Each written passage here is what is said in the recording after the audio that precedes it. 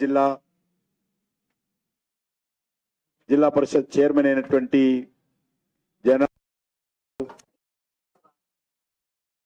వారితో పాటు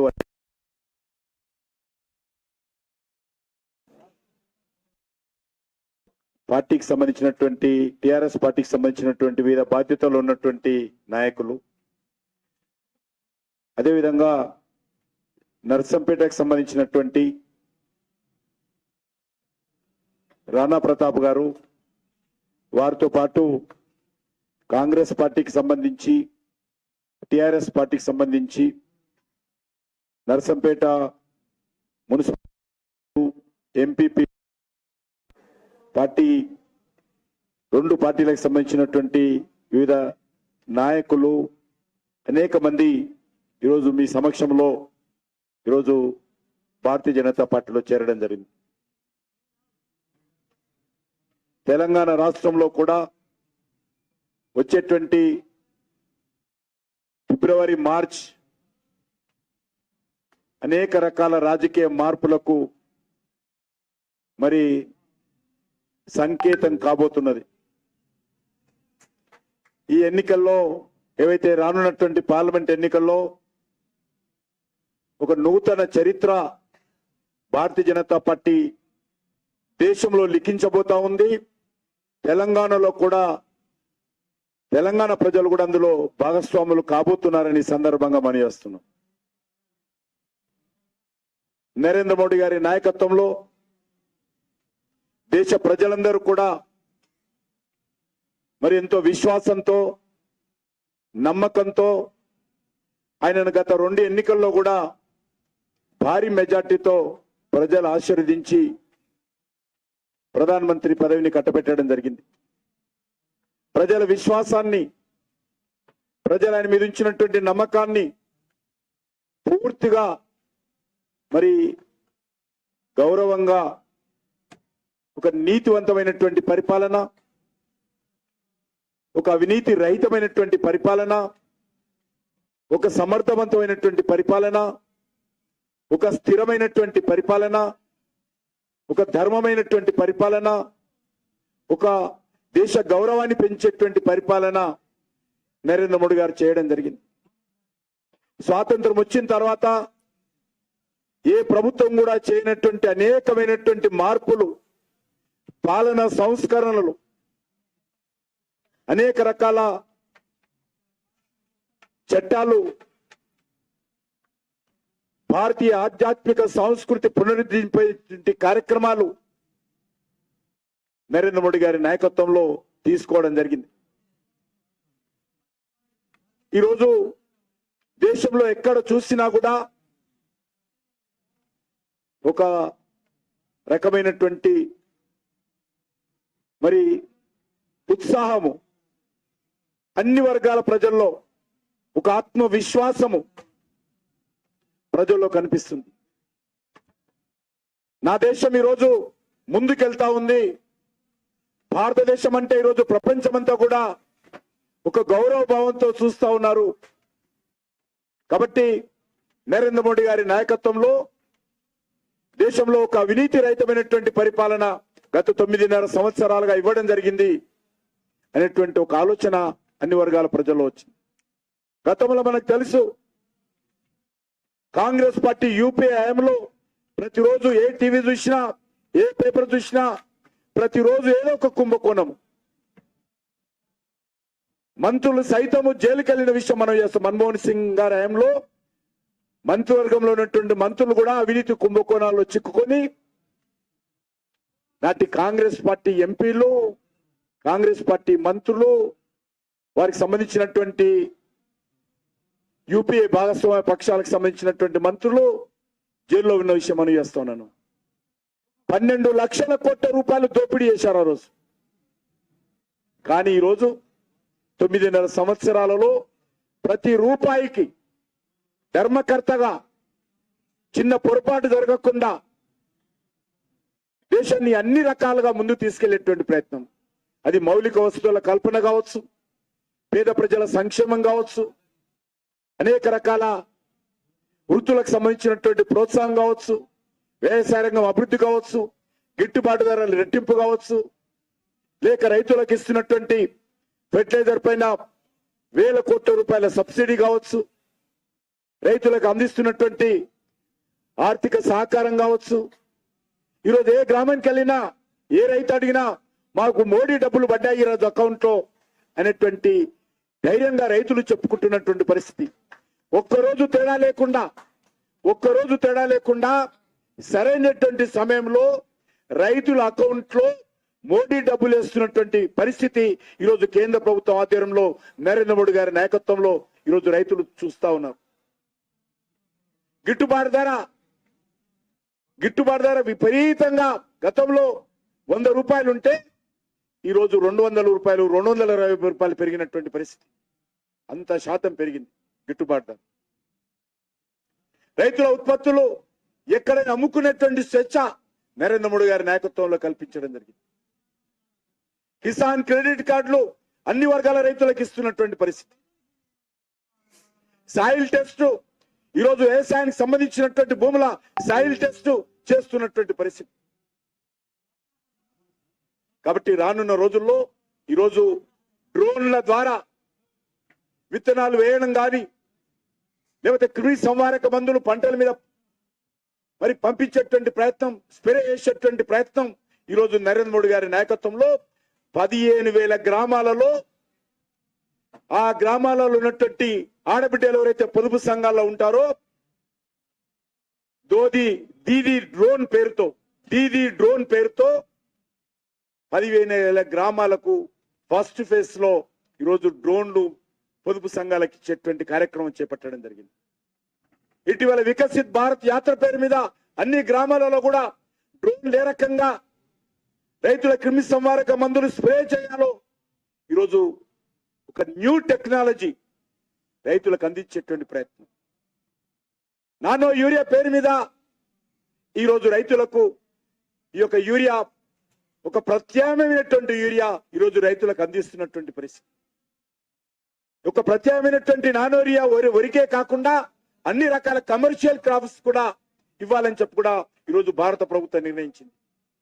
మన తెలంగాణ రాష్ట్రంలో కూడా రామగుండంలో ఫెర్టిలైజర్ ఫ్యాక్టరీ పెట్టి ఈరోజు తెలంగాణ రైతులకు యూరియా అందించేటువంటి కార్యక్రమం చేస్తా ఉన్నాం. ఈరోజు అదే రామగుండంలో విద్యుత్ ఉత్పత్తి పెంచడం జరిగింది. 800 మెగావాట్లు, మరొక 800 మెగావాట్లు ఈరోజు రెడీ అయిపోయింది. ఈ వచ్చే వారంలో ఆ యొక్క 800 మెగావాట్ల మరొక యూనిట్ కూడా తెలంగాణ రైతులకు నరేంద్ర మోడీ గారి ప్రభుత్వం డెడికేట్ చేయనున్నది. మీకు తెలుసు 2014 ముందు దేశంలో ఎక్కడ చూసినా హైదరాబాద్ నగరంతో సహా, ఆంధ్రప్రదేశ్ తెలంగాణతో సహా ఎక్కడ చూసినా విద్యుత్ కోతలు ఉండేటువంటి భారత్ ఉండేది. కానీ ఈరోజు దేశంలో ఎక్కడ విద్యుత్ కోతలు లేవు. అది వ్యవసాయ రంగాన్ని కానీ, వాణిజ్య రంగాన్ని కానీ, పారిశ్రామిక రంగాన్ని కానీ, లేకపోతే డొమెస్టిక్ రంగాన్ని కానీ, అన్ని రంగాలలో కూడా విద్యుత్ కోతలు లేనటువంటి నూతన భారతాన్ని నరేంద్ర మోడీ గారు గత 9.5 సంవత్సరాలుగా తీర్చిదిద్దారనే విషయాన్ని మనం చేస్తా ఉన్నాం. అంతేకాదు గతంలో నరేంద్ర మోడీ గారు రాకముందు ఎక్కడ చూసినా బాంబు పేలులు, ఎక్కడ చూసినా RDX పేలుళ్ళు, AK-47లు, మత కళాలు, పాకిస్తాన్ ISI యాక్టివిటీస్. ఈరోజు ఎక్కడ కూడా పాకిస్తాన్ ISI యాక్టివిటీ లేదు. ఉక్కు పాదంతో పాకిస్తాన్ యొక్క ISI యాక్టివిటీని అణిచివేయడం జరిగింది. దేశంలో మత కళాలు లేవు, ఉగ్రవాద కార్యక్రమాలు లేవు, RDX లేవు, AK-47లు లేవు.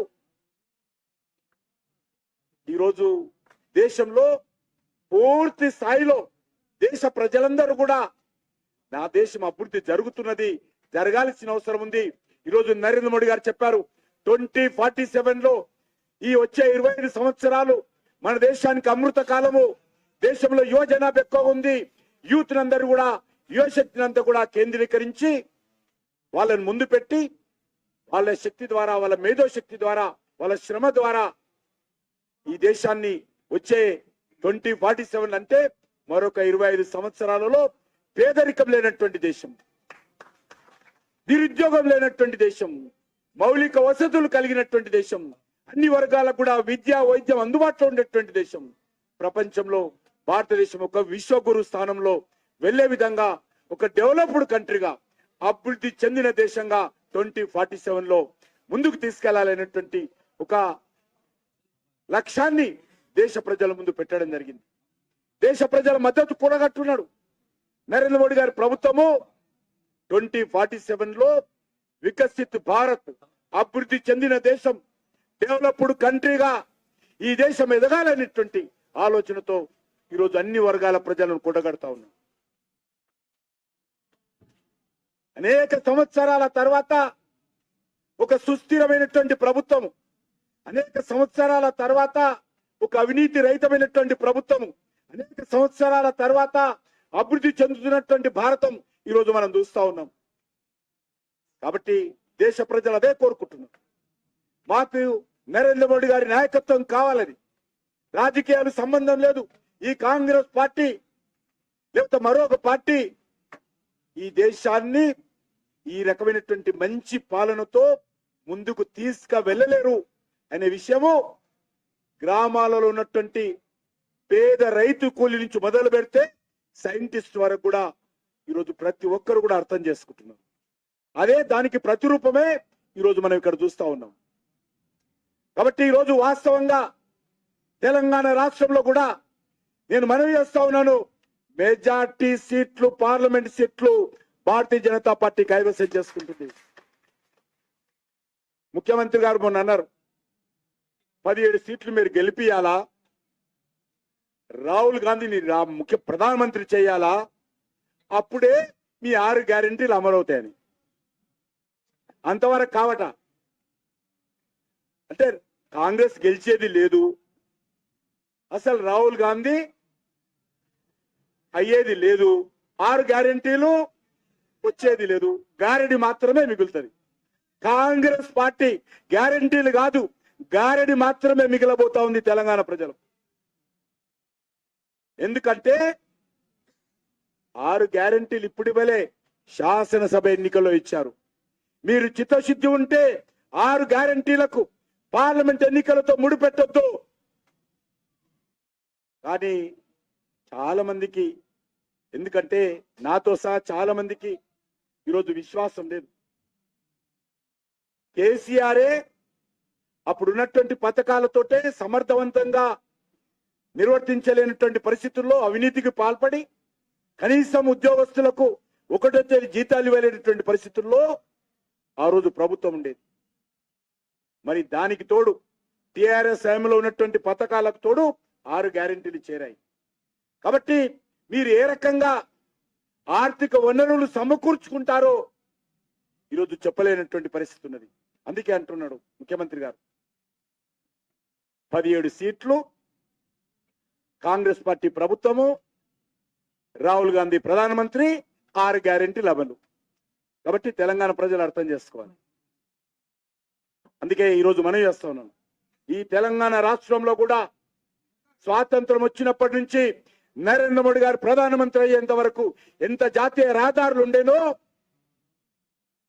60 సంవత్సరాల పాటు ఈ యొక్క 9.5 సంవత్సరాలలో ఆ 60 సంవత్సరాలు వేసినటువంటి జాతీయ రహదారుల కంటే ఎక్కువగా ఈ 9.5 సంవత్సరాలలో తెలంగాణ రాష్ట్రంలో నరేంద్ర మోడీ గారి ప్రభుత్వం వేసింది.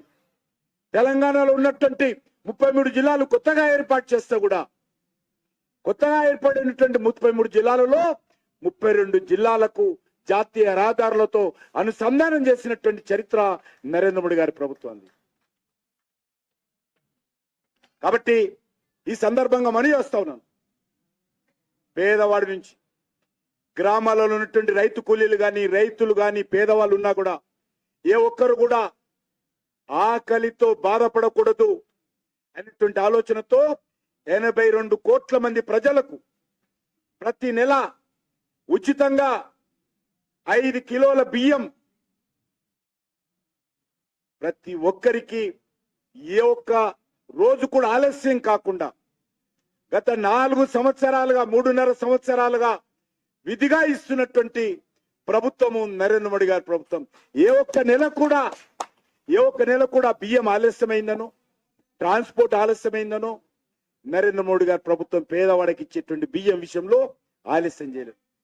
100% ఈ 5 కేజీల బియ్యము పేదవాళ్ళందరూ కూడా నరేంద్ర మోడీ గారి ప్రభుత్వమే భరించి ఉచితంగా ఇస్తున్న విషయాన్ని మనం చేస్తాం.